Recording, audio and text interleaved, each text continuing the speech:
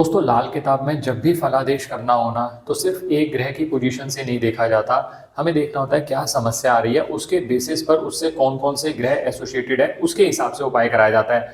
अब जो मैं नई सीरीज शुरू कर रहा हूँ उसमें मैं अलग अलग प्रिंसिपल्स आपके साथ बात करूंगा और उपाय करते हुए कैसे उस फलादेश देते हुए उपाय बंद करते हुए किस तरह से उनको ध्यान में रखना चाहिए वो भी आपसे बात करूंगा। आज बात कर रहा हूँ अंधे ग्रह या अंधा टेवा जिसको ब्लाइंड हॉरोस्कोप कहते हैं। लाल किताब का असूल है जब भी खाना नंबर 10 10th हाउस से प्रोफेशन देखा जाता है उसमें दो या दो से ज्यादा ग्रह हों और वो आपस में शत्रु हैं तो कहीं ना कहीं व्यक्ति को प्रोफेशन से संबंधित समस्याएं होती हैं। अब मान लीजिए आप कहते हैं मुझे अपने व्यवसाय से संबंधित समस्या आ रही है तो सबसे पहले आपको 10th हाउस देखना चाहिए। अब 10th हाउस का नेचुरल कारक है शनि। शनि होता है नजर का कारक। अब उन्हें हम अंधे ग्रह क्यों कहते हैं? जब भी 10th हाउस में दो या दो से ज्यादा ग्रह आ गए वो आपस में शत्रु हैं तो जब वो आपस में झगड़ा करेंगे तो इन अ वे 10th हाउस को अफेक्ट करेंगे, प्रोफेशन को अफेक्ट करेंगे। यानी शनि का कहीं ना कहीं प्रभाव उन ग्रहों पर पड़ेगा क्योंकि उसी के घर में है और उन दोनों के आपस के झगड़े की वजह से पहले ही वो ग्रह कमजोर हो चुके हैं।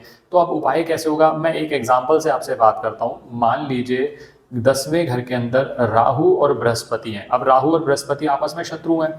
ऐसी स्थिति में हमें दो चीजें करनी पड़ती हैं। एक तो लाल किताब का नॉर्मल उपाय है, मैंने पहले भी अपने कुछ वीडियोस में बात करा है।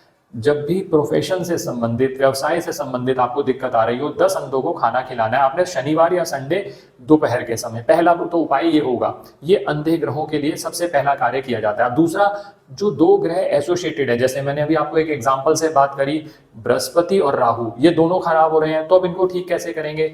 राहु के लिए उसकी कारक वस्तु लीजिए जौ। जौ जो है वो कारक वस्तु जिसको बार्ले कहते हैं वो राहु की कारक वस्तु है। 1 किलो जौ ले लीजिए, उस पे कच्चे दूध के छींटे मारकर उसको जल प्रवाह कर दीजिए। क्या होगा उससे?